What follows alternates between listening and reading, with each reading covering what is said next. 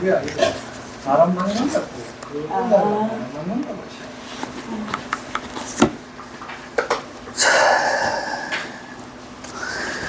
오늘은 176페이지에 할 차례죠. 지금 제 육품 정신희우분 하고 있는데, 지난 시간에 저기 열의 멸도 후에 500년 이후에 지게하고 복을 닦는 사람이 있어서 앞에 이 장구, 이 말을 듣고, 이 장구라는 거는 앞에서 이야기한 거, 모든 상은 다 허망한 것이고, 만약에 모든 상이 아님을 본다면은 즉시 열애를 볼 수 있다는 그 말이죠. 이 말을 믿고 그것을 진실이라고 여겨가지고 일념으로 저희 깨끗한 믿음을 낼 수 있는 사람이라면 그 복덕이 무량하다고 했습니다. 왜냐하면은 그런 사람이면은 뭐 아상, 인상, 중생상, 수자상이 없을 뿐 아니라 법상도 없고 비법상도 없기 때문에 그렇다고 이야기했는데, 앞에서 뭐 사상 즉 아인, 중생, 수자상은 많이 이야기했고요. 법상이라는 말이 나오는데, 원래 상이라는 것은 인연따라 생기는, 우리 마음에 생기는 그림자 같은 거예요. 그것을 상이라고 하는데, 여기서는 또 법상이라고 했죠. 법상도 맹상과 같은 뜻입니다. 그런데 뭐 우리가 보는 이런 삼라만상, 이 모든 현상들을 다 법이라고 하는데요. 이러한 법은 이제 우리가 식작용, 즉 의식작용을 통해야만 알 수가 있는 거죠. 만약에 뭐 저기 앞산이 있지만은 우리가 보지 않았다면 저 앞산은 없는 겁니다. 그런데 우리가 육根을 통해서 그것을 보고, 그 다음에 육경, 즉 색성향 미촉법을 통해서 식작용이 일어나기 때문에 우리가 그것을 있는 것으로 인식을 하는 것이죠. 그러니 지금 삼라만상은 모두 뭐 4대가 인연에 의해서 합쳐져 가지고 형성되어 있는 일시적인 것일 뿐인 거죠. 그래서 법상이라고 하는데, 그 법상도 없다고 이야기하는 거고요. 그 다음에 이 법상 자체가 인연으로 형성되었기 때문에 원래는 없는 것이 단지 인연으로 잠시 형성되어 있는 것이기 때문에 공이라고 하는데, 그것을 공이라고 하는데, 그런데 비법상이라고 하면은 이 법상을 부정하는 것이겠죠. 그러면은 이 법상을 부정하면은, 그러면은 원래 이 법상은 공한 건데 그것을 부정해버리면 곧 유가 되는 거죠.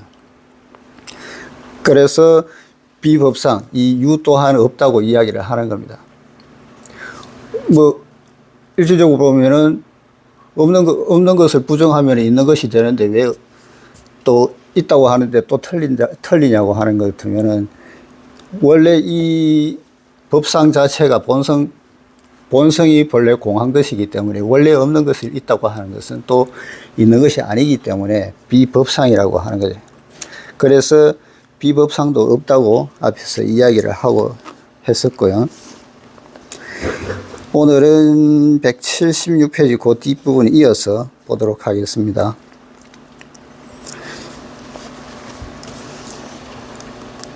왜 그런가? 이 모든 중생이 만약 마음에 상을 갖는다면 아상, 인상, 중생상, 수자상에 집착할 것이며, 만약 법상을 갖는다면 아인, 중생, 수자에 집착할 것이기 때문이다. 하이고 시제 중생 약심 취상, 즉 위착 아인, 중생, 수자, 약취 법상, 즉 착 아인, 중생, 수자. 부처는 말합니다. 왜 그런가?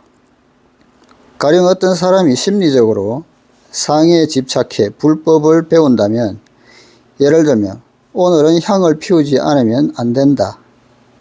오늘은 절을 하지 않으면 안 된다 하는 것들이 바로 상에 집착한 것입니다. 우리가 학생이었을 때는 미신을 타파하던 시기였습니다. 옛 문화를 뒤엎는 시대였죠. 절에 가서 보살께 절하고 싶은 마음이 간절했지만 그렇게 하기가 쉽지 않았습니다. 미신을 믿는다고 조롱당할까봐 두려웠던 겁니다. 주위를 둘러보고 아무도 없을 때 재빨리 무릎을 꿇고 절하고는 얼른 일어서서 미신을 믿지 않는 것처럼 해야 했습니다. 한 번은 스님에게 들킨 적이 있는데 스님이 재빨리 경쇠를 당겨 땡 하고 치는 게 아닙니까? 저는 깜짝 놀랐습니다. 친구들에게 웃음거리가 될까봐 두려웠기 때문입니다. 조금 지나서 그 스님에게 물었습니다. 왜 그렇게 경쇠 소리를 크게 내었냐고요. 스님 대답은 이랬습니다.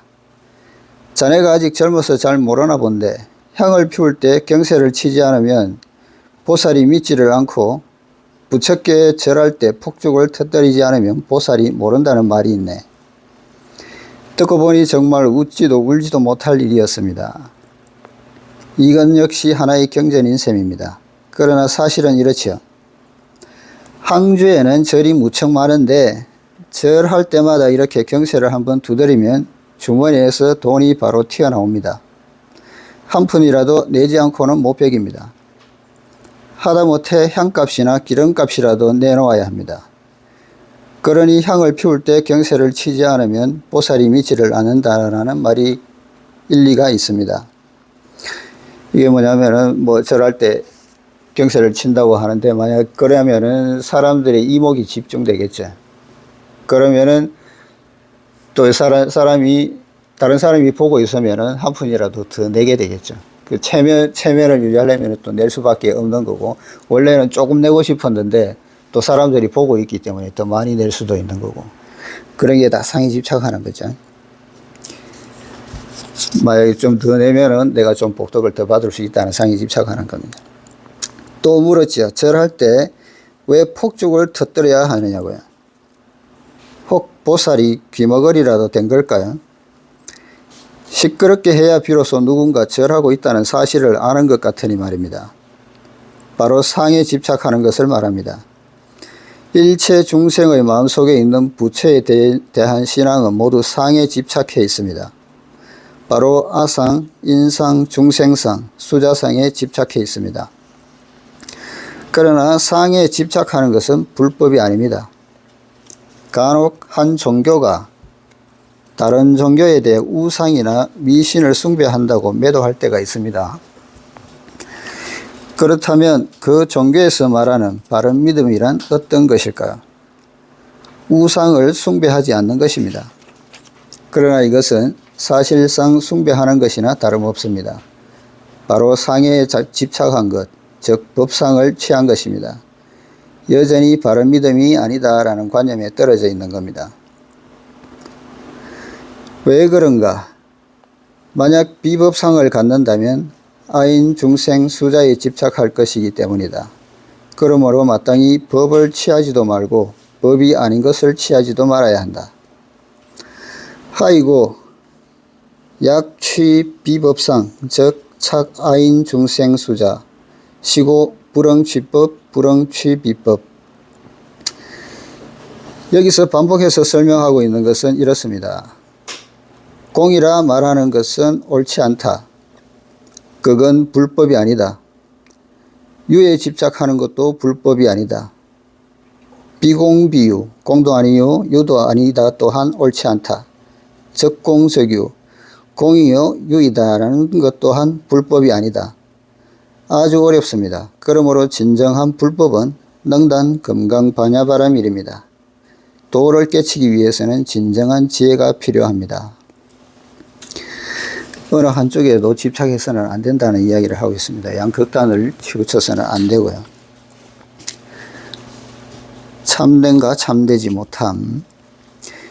부처는 또 아주 거리낌 없이 이것이 무슨 이치인지를 말해줍니다. 그러므로 법을 취해서도 안 되고 법이 아닌 것을 취해서도 안 된다. 시고 불응취법, 불응취비법이라는 겁니다. 진정으로 법을 배우기 위해서는 상에 집착해서는 안 되며 상에 집착하지 않아도 안 됩니다. 이건 정말 어려운 일입니다. 여기서 고사 두 가지를 이야기해 볼까 합니다. 비록 우스갯소리이긴 하지만 그 속에 진리가 있습니다. 공자가 진나라에 머무를 때 하루는 양식이 떨어졌습니다. 그러자 학생들이 선생께 건의했습니다. 저기 건너편에 있는 돈 많은 사람에게 쌀을 좀 빌리자는 겁니다.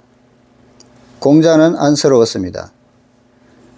그래, 자네들 생각이 꼭 그렇다면 가서 빌려보게. 누가 갔을까요?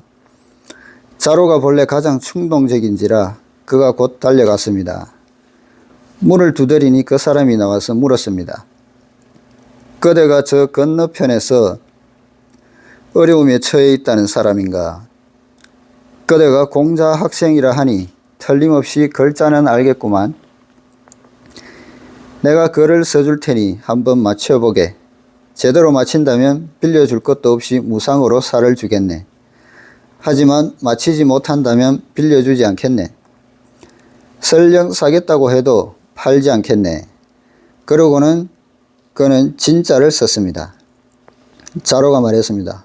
이 글자로 나를 시험하겠다고요? 이거 진짜 아닙니까? 그 사람은 문을 닫으며 말했습니다. 자네는 알아맞히지 못했네. 빌려주지 않겠네. 자로가 문전박대를 당하고 돌아와 선생께 보고했습니다. 공자가 말했습니다. 우리가 여기에 발을 딛자마자 밥 한 술 못 먹게 생겼는데 자네는 아직도 참이라 생각하는가? 참이라 생각해서는 안 되네. 공자가 말을 마치자 자공이 말했습니다. 선생님, 제가 가서 빌려보겠습니다. 자공은 당연히 자로보다 훨씬 고명했습니다. 다시 문을 두드리니 노인이 나와서 또 진짜를 썼습니다. 자공은 방금 자로가 진이라 했다가 퇴짜를 맞은 것이 생각났습니다. 그래서 그건 가짜라 했습니다. 노인은 더욱 화를 내더니 꽝 하고 문을 닫아버렸습니다. 자공이 뛰어와 선생께 보고했습니다. 공자가 말했습니다. 저는 어떨 때는 여전히 참이라 해야 할 게 아닌가. 그 노인은 다루기가 아주 힘든 사람이었습니다. 참이라 인정하는가 인정하지 않는가 사이에서 정확하게 불기운을 맞추기가 무척 어려웠죠. 여기서 불기운이라고 하는 것은 우리가 뭐 음식할 때 중불, 작은 불, 뭐 강한 불 이렇게 이야기하는데 그 정도를 맞추는 것을 이야기하는 겁니다. 그러므로 법을 취해서도 안 되고 법이 아닌 것을 취해서도 안 됩니다. 불응취 비법, 바로 이 이치입니다. 처세의 방도를 말한 것입니다. 이 이야기가 뭐 정설인지 야설인지는 모르겠는데 나중에 이후에 공자가 직접 가가지고 그 진자를 파자를 해가지고 직자와 팔자로 갈라서 직팔이라고 이야기를 해가지고 살을 얻었다는 이야기가 있습니다. 그러니까 그 시대적으로 보면은 공자 시기가 춘추 말기에서 전국시대 접어드는 시기였기 때문에 세상이 혼란스러웠죠. 난세였죠. 그래서 공자가 천하를 주유하면서 자기 사상을 펼치고 있었는데 각 제후국에서 군주들이 자기 뜻을 물론 뭐 받아들이는 사람도 있었겠지만 대부분은 받아들이지를 못했죠. 그런 상황에서 어떤 군주, 뭐 개중에는 뭐 훌륭한 군주도 있을 것이고 아니면 그렇지 않은 군주도 있었을 텐데 그 시기에는 말 한마디 잘못하면 목숨이 왔다 갔다 하는 상황이었기 때문에 어떤 군주에게 만약에 직언을 해가지고 진짜 상황을 만약에 이야기했는데 그 군주가 제대로 받아들이지 않았다면 목숨을 잃을 수도 있는 거고 또 어떤 군주한테는 거짓을 이야기했다가 나중에 진짜 상황을 알게 됐을 때 거짓을 이야기했기 때문에 또 죽을 수도 있는 거고 그래서 진짜를 이야기할 수도 없고 가짜를 이야기할 수도 없는 그런 상황에서 목숨을 부지할 수 있는 것은 이런 처세술이었겠죠. 그 명심보철이라고 하는데 명철보신이라고 하는 거죠. 자기 몸을 보호하는 것. 그런 의미에서 진짜를 이야기할 수도 없고 가짜를 이야기할 수도 없고, 그래서 할 수 있는 거는 직팔이라고 해서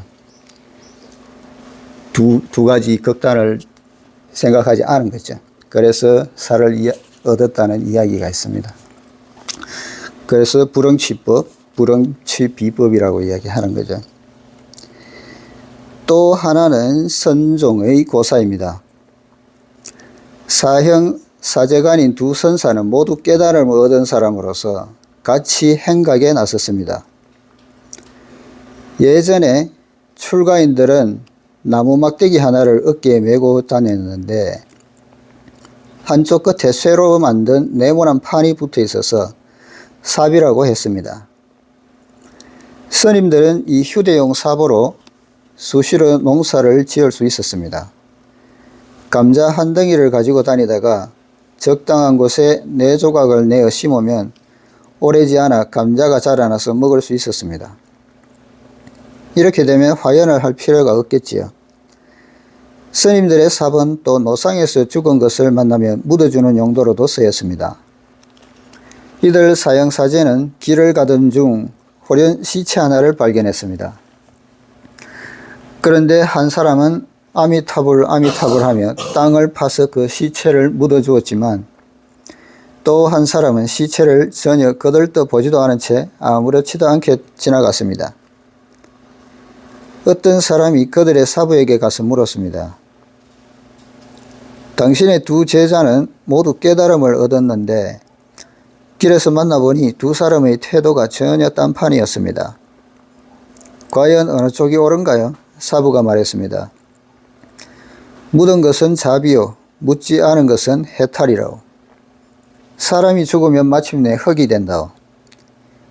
그러니 위에서 흙이 되나 아래에서 흙이 되나 뭐 다를 게 있겠어. 이 두 고사를 통해 우리는 금강경에서 말한 머무는 바가 없어야 한다, 억무소주, 법을 취해서는 안 된다, 불응치법이라는 것의 의미를 이해했습니다. 하나의 불법을 붙들고 수행하려 해서는 안 됩니다. 그럴 경우 어떤 하나의 것에 떨어지고 맙니다.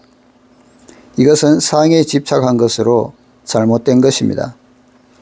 어떤 것도 붙들지 않는다고요? 그건 더 잘못된 것입니다.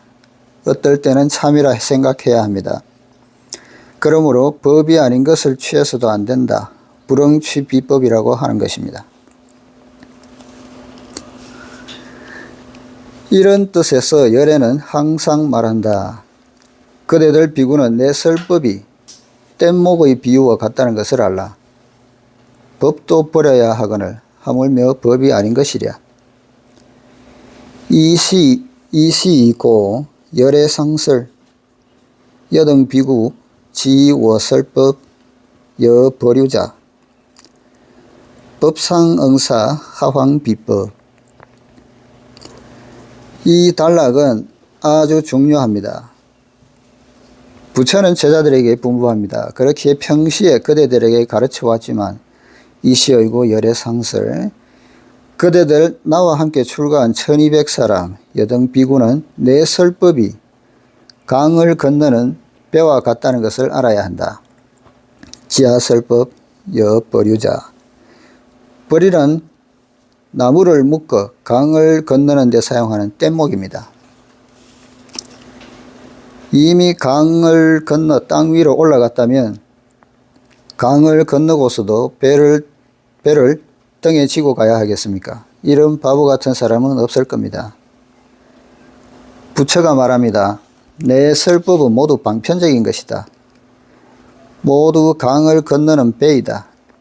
이미 해안에 닿았다면 배는 필요 없다. 그러므로 내가 말한 법은 뗏목과 같다. 하나의 비유입니다. 일체의 진정한 불법도 최후에는 강을 건너고 난 배처럼 버려야 하거늘. 법상응사. 여기서 쌍자, 오히려 쌍자가 또한, 더욱이 그런 뜻도 있습니다. 그래서 법 또한 마땅히 버려야 한다는 거죠. 하물며 법이 아닌 일체의 것이겠는가. 하황비법. 요 하황은 우리말로 치면은 하물며 그런 뜻으로 쓰이는 거고요. 하물며 뭐뭐 이겠는가라는 뜻이겠죠. 바른 법, 즉 정법조차도 최후에 이르러서는 깨끗이 버리지 않으면 도를 이룰 수 없습니다. 하물며 바른 법이 아닌 경우는 어떻겠습니까? 더욱 상에 집착해서는 안 됩니다. 부처는 여기서 이 점을 아주 철저하게 말합니다. 불법이 중국에 전해지고 난 뒤 사람들은 항시 고해는 끝이 없으나 고개를 돌리면 곧 피안이다. 고해무변 회두시안이라고 말합니다. 피안은 어디에 있을까요? 고개를 돌릴 필요도 없습니다. 현재가 곧 피안입니다. 일체를 그 자리에서 놓아버리면 피안이 바로 거기에 있습니다. 여기서 일체를 놓아버린다는 것이 바로 억무소주, 머무른 바가 없다는 거죠. 여기서 억무소주라고 하면은 머무른 바가 없다라고 이야기하는데, 머무르는 바가 없다는 것은 어떤 것도 나로 하여금 머물게 하지 않는다는 그런 뜻이 되겠죠. 예를 들면 오늘 아침에 집에 꿀단지를 두고 나와가지고 밖에 있으니까 그 꿀이 항상 생각나요. 그러면은 그 꿀에 내 생각이 머물게 되겠죠. 그래, 그 꿀이 없었다면은 그 꿀이 집착할 수가 없는 거죠. 머무르지 않는 거죠. 그래서 억무소주는 어떤 물건이 있어가지고 나로 하여금 거기에 머물게 하는 겁니다. 생각이 나를 머물게 한다고 볼 수도 있는 거죠. 그래서 모든 것을 나로 하여금 생각이 머무르게 하는 모든 것을 놓아버리면은 억무소주가 되는 것이, 머무는 바가 없이 되는 거겠죠. 그래서 그 모든 것을 놔버리면 마음이 평정이 되고 안정이 되니까 그 피안에 도달하는 겁니다. 그래서 피안이 바로 그 순간에 피안이 되는 거고요. 피안이 물리적으로 어떤 저기에 있는 것이 아니고 마음속에 있기 때문에 한순간 바로 내가 있는 이 자리가 바로 피안이 될 수가 있는 겁니다. 선종의 공안에 이런 것이 있습니다. 영호 보문선사라는 분이 있었습니다. 보문은 그의 이름입니다. 그는 당나라 희종 때 태자로서 인생을 꿰뚫어 안 후 출가해 석상 경제선사를 찾아가서 불법을 물었습니다. 그가 말했습니다. 사부님, 저에게 간단한 방법을 하나 가르쳐 주십시오. 어떻게 해야 도를 깨칠 수 있습니까? 사부가 좋아하고 말하자 그는 적강 무릎을 꿇고는 빨리 가르쳐 달라고 했습니다. 사부는 손가락으로 절 앞에 있는 산을 가리켰습니다. 이런 산을 안산이라 하지요. 풍수설에 따르면 앞에 아주 좋은 산이 있어야 풍수가 좋다고 합니다. 풍수설에서는 묘자리나 집터 같은데 바로 맞은편에 있는 산을 안산이라고 하는데, 책상 한자를 썼죠. 앞에 책상처럼 놓여져 있다고 해서 안산이라고 합니다. 마치 사무실에 앉아 있는데 의자 앞에 좋은 책상이 놓여 있는 것과 같습니다. 그 절 앞에 있는 안산은 대단히 훌륭했습니다. 안산에도 여러 종류가 있습니다.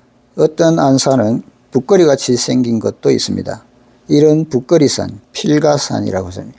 우리가 서예를 하면은 붓을 잠시 내려놓을 때 사는 그렇게 생긴 산을 필가산이라고 하는데, 붓거리산이 있으면 집안에 반드시 문인이 나옵니다. 어떤 것은 상자 같기도 한데 이 경우는 반드시 돈을 많이 법니다. 석상선사가 말했습니다. 저 앞에 있는 안산이 고개를 끄덕일 때까지 기다렸다가 다시 말해주마. 그는 이 한마디 말을 듣고 그 자리에서 깨달았습니다. 달리 말하면 앞에 있는 저 산이 고개를 끄덕일 때까지 기다리면 내가 너에게 불법을 말해줄 수 있다는 겁니다. 이게 무슨 뜻일까요? 끄덕인다고 할 때는 이미 끄덕이고 난 뒤이니 안산이 어찌 끄덕일 때가 있겠는가? 제설 점두 두이점 안산나유 점두시. 여기서 제자가 제주 제자로 되어 있는데, 요거는, 뭐,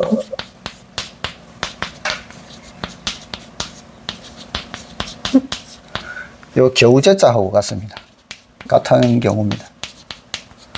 뭐, 중국에서는 이 제자 하나만 써가지고 이 두 가지를 다 사용하는데요. 현재에는 요거를 간체자로 해가지고 이 제자를 대신에 쓰는 경우도 있는데, 요건 같이 동자로 보면 됩니다.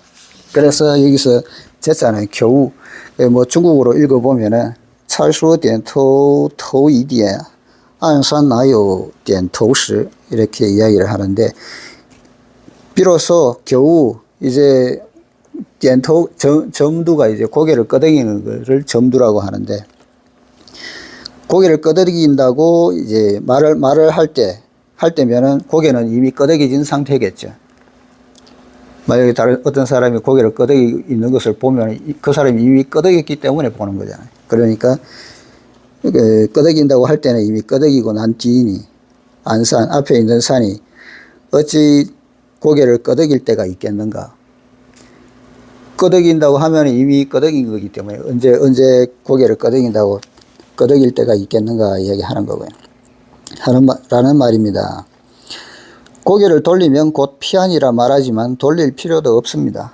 피안은 바로 여기에 있습니다. 고개를 돌릴 때까지 기다리면 이미 피안이 아닙니다. 어떤 선사가 말했습니다. 도살하던 칼을 놓으면 이 자리에서 성불을 한다라고요. 방하도도 입지성불. 방하는 내려놓는다는 뜻이고요. 도도는 죽일 도자에 칼도자, 사람들을 죽이는 칼이라는 뜻이죠. 그 살인자를 의미하는 거고요. 입지성불, 선자리에서 부처가 된다라는 거고요. 어떤 학생도 이것을 물었습니다. 저는 말했습니다. 좋은 말이지.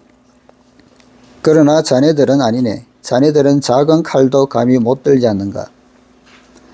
설령 칼을 든다 해도 손이나 베이지 않을까 두려워하겠지. 도살칼을 든 사람은 진짜로 죽인다네. 그야말로 살인의 조예가 있는 사람이지. 대마왕의 능력을 갖춘 아주 나쁜 사람이란 말이지. 그렇지만 선을 향한 일념으로 도살칼을 놓으니 당연히 그 자리에서 성불할 수밖에. 자네들 손에는 작은 칼조차도 없는데 놓기는 뭘 놓는단 말인가. 우리가 이 이치를 이해한다면 금강경에서 언급한 법조차도 버려야 하거늘 하물며 법이 아닌 것이랴.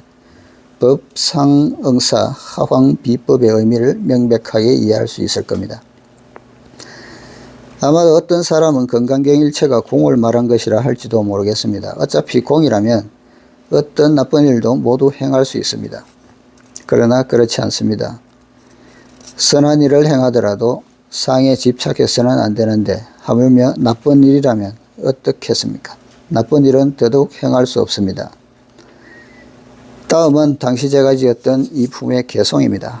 제6품 개송인데, 금괴가 한밤중에 병력처럼 울어 땅꿈을 깨어보니 어둠이 밝음 같고 삶과 죽음이 아침 저녁임을 깨달으니 만상이 깃털처럼 가벼움을 믿겠도다. 금괴야반 장 4명, 호몽경회 암유명, 오도사생 여단모, 신지 만상일모경. 금괴가 한밤중에 병력처럼 울어. 금괴야반 장 4명. 이 품에서 부처는 우리에게 생사의 이치를 말해줍니다. 이 구절의 의미는 이렇습니다. 우리가 잠을 자는 것이나 마찬가지로 일체 중생이 모두 잠에 떨어져 있습니다. 그러다 한밤중에 다구는 소리를 듣고 깨어납니다. 인생을 깨달을 때도 바로 이렇습니다. 마치 미몽 중에서 깨어나는 것 같습니다. 비록 야반 삼경에 미몽 중에라도 다구는 소리에 놀라 깨어납니다. 여러 부처와 보살들의 설법은 다구는 소리처럼 우리를 깨어나게 합니다. 그 타구는 소리를 부처와 보살들의 진리의 설법을 비유를 한 거고요.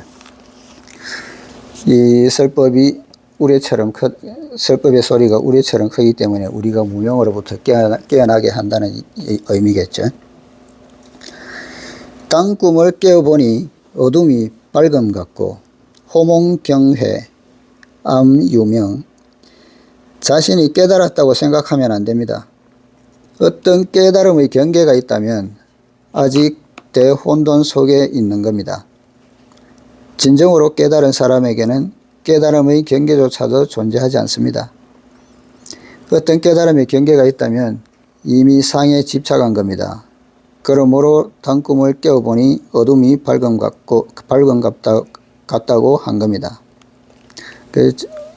잠에서 깨어나 보니 밝은 것도 같고 어두운 것도 같고 아직 비몽사몽이라는 이야기겠죠. 아직은 상에 집착한 것이기 때문에 깨달은 게 아니라는 거죠. 제대로 비몽사몽이니까 잠이 완전히 깬 게 아니겠죠. 삶과 죽음이 아침 저녁임을 깨달으니 오도사생 여담모. 진정으로 이해해 깨달았다면, 진정으로 삶과 죽음이 아침과 저녁 같다는 것을 깨달았다면 인생의 시작은 날이 밝아오는 것과 같습니다. 잠에서 깨어난 것이 삶이라면 죽음은 저녁이 되면 마땅히 자러 가야 합니다. 삶과 죽음은 하나입니다. 무슨 특별한 것이라고는 없습니다. 그래서 중국에서는 예로부터 삶이란 묵어가는 것이요 죽음이란 되돌아가는 것이라고 했습니다. 생자기야, 삶이라는 것은 기야, 기타 간다는 이야기죠. 잠시 머무는 거죠. 사자귀야, 죽는다는 것은 돌아가는 것이다. 그래서 중국말에 이런 말이 있는데요.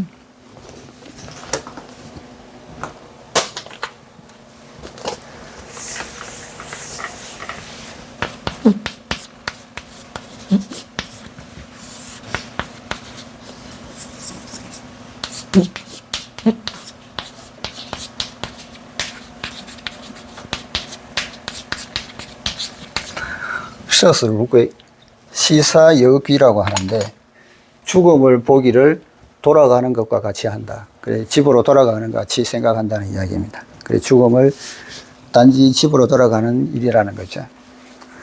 그래서 이렇게 보면은 우리도 매일 살아났다 죽었다를 반복을 하는 거죠. 매일 밥 먹듯이 하는 게 생사입니다. 아침에 일어나면은 생이고 저녁에 잠자면은 죽는 거죠. 근데 다음 날 또 일어나면 또 생이 되는 거, 계속 생사윤회가 계속 반복되는 거죠. 그리고 어느 순간에 아침에 일어나지 않으면은 그때는 돌아가는 거죠. 그래서 우리도 사람이 죽는 거를 돌아가셨다고 이야기를 하지 않습니까? 그래서 생사는 아침 저녁과 같다. 삶과 죽음이 아침과 저녁 같다는 것을 깨달을 수 있다면 비로소 바른 믿음을 얻을 수 있습니다. 진정으로 믿을 수 있습니다. 무엇을 믿는 것일까요? 만상이 깃털처럼 가벼움을 믿겠도다. 신지 만상일모경. 장자는 우주의 만유를 이렇게 보았습니다. 즉 천지는 한 손가락이요 만물은 한 마리 말이라고요. 이것은 장자의 재물론에 나오는 말인데, 천지란 바로 이 손가락 하나입니다. 이 손가락 하나하고 천지가 다를 바가 없다는 거죠. 우주만유가 바로 이 손가락 하나입니다. 바로 이런 점 하나입니다. 만상과 만물은 바로 이런 한 마리 말입니다. 전 우주의 만유는 한 필의 말과 같습니다. 말의 머리가 있고 꼬리가 있으며 털이 있습니다. 그러니까 이 만유가 보기에는 각각 다 떨어져 있고 이렇게 보이지만 이 모든 것이 한 마리 말처럼 유기체적으로 형성이 되어 있기 때문에 모든 것이 서로 관계가 되면서 각자의 작용을 한다는 거죠. 말이 머리가 있고 털이 있고 다리가 있고 몸통이 있듯이 하나로 유기적으로 전체적으로 유기체가 된다는 거죠. 우리가 뭐 우리 몸 자체를 소우주라고 이야기하지 않습니까? 그거와 마찬가지겠죠.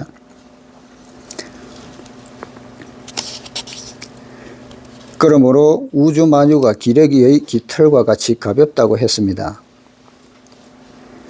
이제 우리는 이 이치를 이해했습니다. 만약 우리가 진정으로 이 품을 이해한다면 법도 버려야 하거늘 하물며 법이 아닌 것이랴의 의미를 이해할 수 있습니다.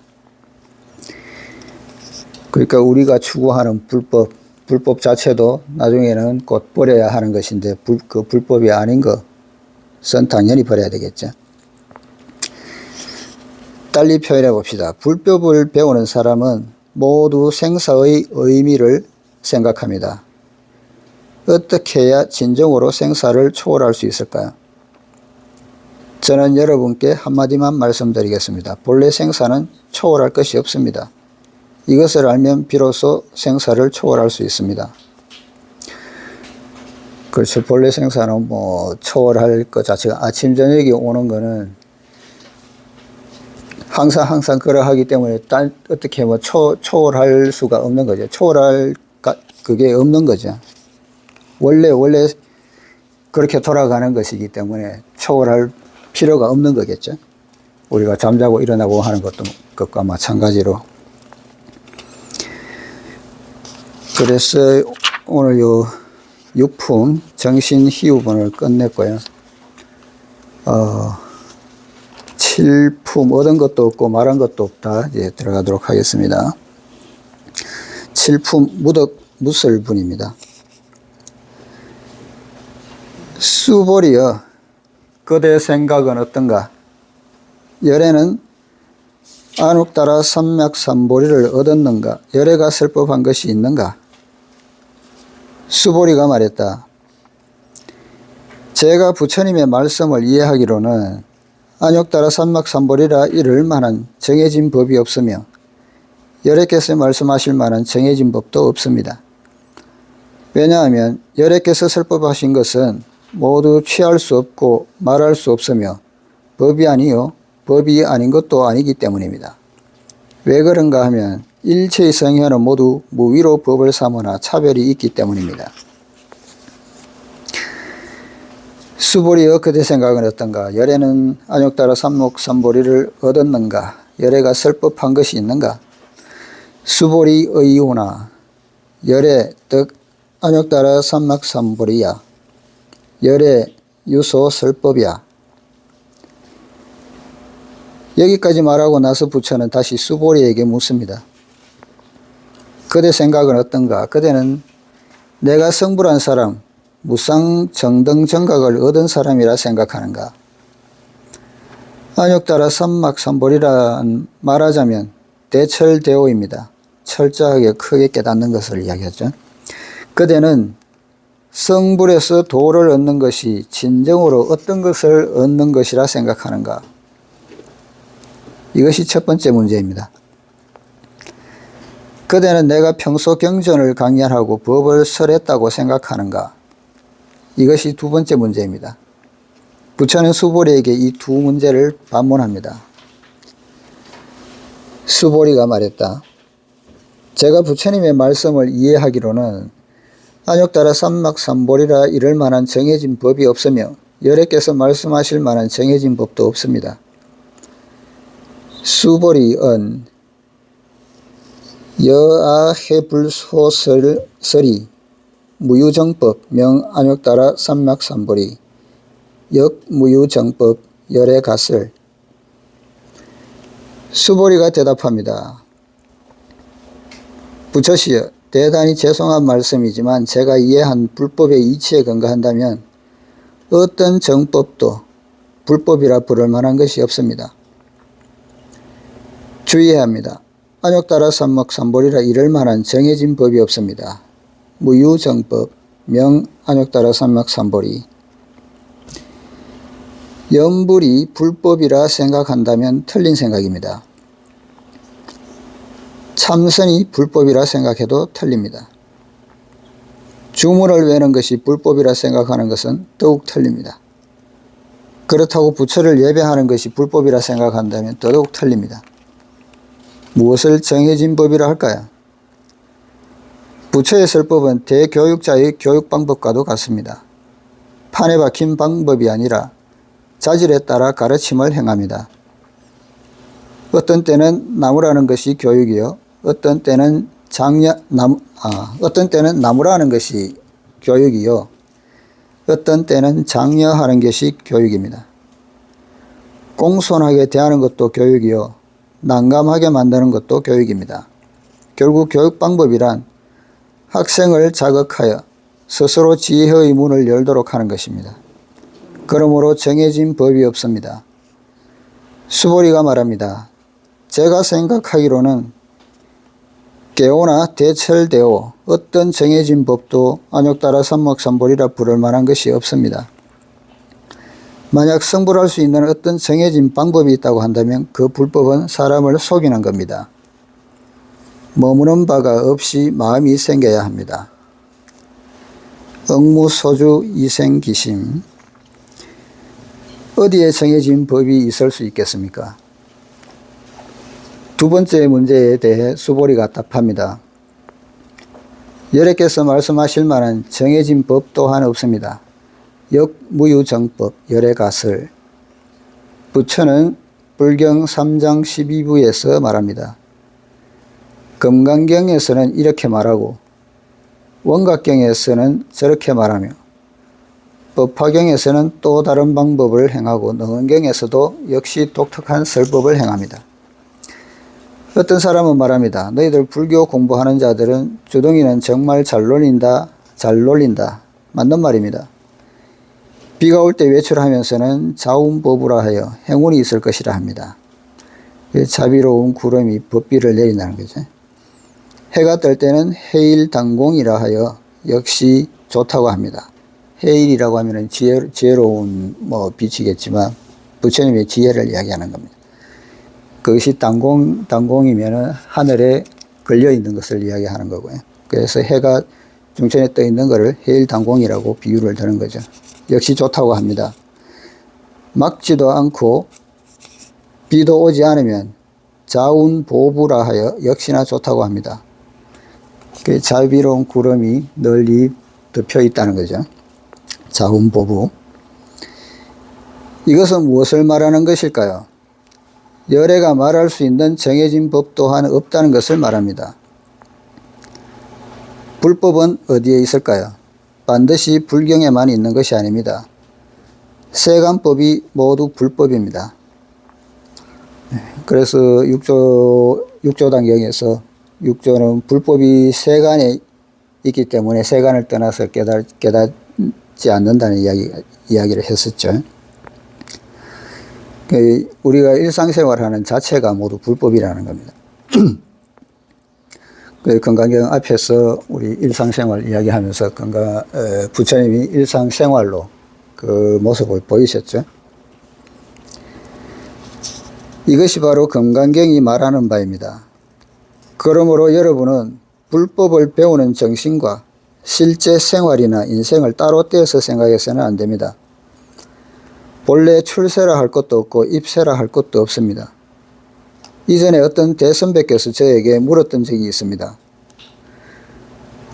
그 정도라면 왜 출가하지 않느냐고요. 저는 이렇게 말했습니다. 선배님께서 잘못 알고 계시는 것 같은데요. 저는 종래에 입가한 적이 없습니다. 이 세상 어디에 입이 있고 어디에 출이 있습니까? 이들은 모두 외형적인 것으로서 단지 상일 뿐입니다. 왜냐하면 여래께서 설법하신 것은 모두 취할 수 없고 말할 수 없으며 법이 아닌 것도 아니기 때문입니다. 하이고 열애소설법, 개불가취, 불가설, 비법, 비비법. 여러분은 특별히 주의해야 합니다. 부처가 설법한 것일지라도 그것을 붙들고자 해서는 안 됩니다. 그 어른의 말을 듣고서 그렇게 해야만 옳다고 생각한다면 그건 스스로 속임수에 걸려드는 것입니다. 취할 것도 없고 말할 것도 없습니다. 말해봐야 모두 2차적인 것이요 그림자일 뿐입니다. 진정한 것은 말로 표현할 수 없는 것입니다. 가령 여러분이 어디 가서 맛있는 것을 먹고 와서는 그 맛에 대해 한참 이야기했다고 합시다. 그러면 저도 그것이 맛있겠구나 느낄 수는 있겠지요. 하지만 직접 먹어보지는 못했으니 맛있다고 아무리 실감나게 이야기해봐야 어디까지나 2차적인 것으로 원래의 그 맛이 아닙니다. 그렇지 않습니까? 불법 역시 이와 마찬가지입니다. 진정한 그것은 말로 표현할 수 없는 것입니다. 표현된 것은 이미 그것이 아닙니다. 그러므로 열의 설법은 모두 취할 수 없는 것이며 말할 수 없는 것입니다. 하나의 고정된 설법이란 없으며 고정된 설법이 없는 것도 아닙니다. 비비법이라는 거죠. 그래서 설법을 할 때 입 밖으로 나와버리면은 그것은 곧 법이 아니라는 거죠. 입 밖으로 나오면은 그거는 듣는 사람에 따라서 아무리 같은 말을 듣더라도 듣는 사람에 따라서 해석하는 방법이 다르고 받아들이는 정도가 다르기 때문에 그것은 정해진 법이 아닌 거죠. 그래서 비법이자 또 비비법입니다. 그래서 부처님께서 설법하는 것 자체가 방편으로 설법을 하는 것이기 때문에 앞에서도 이야기했지만 중생의 건기에 따라서 받아들이는 내용이 다를 것이고 같은 금강경을 봐도 이해하는 정도가 다를 것이고 받아들이는 내용이 다를 거거든요.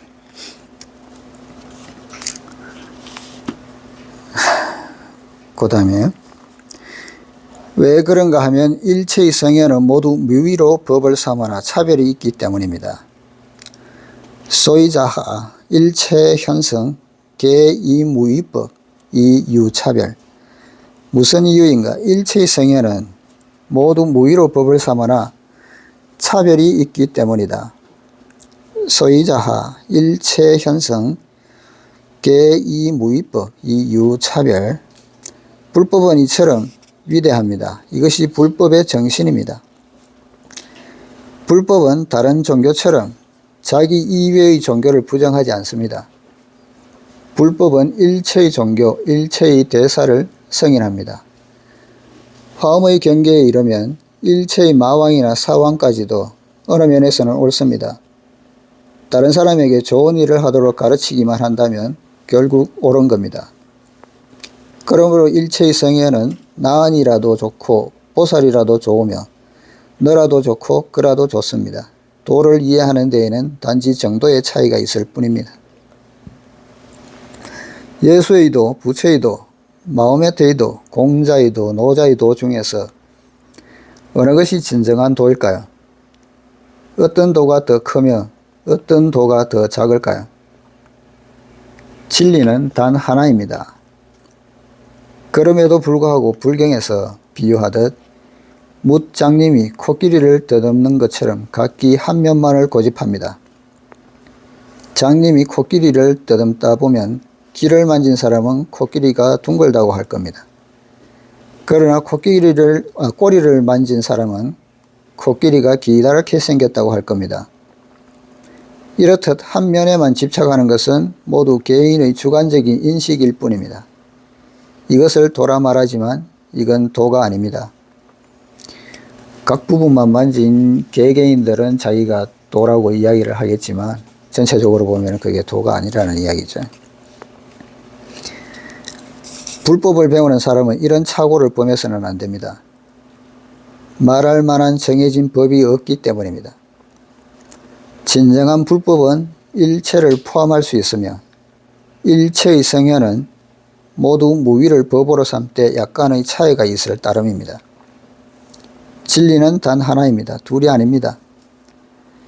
진리의 한 측면만을 보고 그것만이 옳고 다른 것은 틀렸다고 한다면 사실 이것은 틀린 겁니다.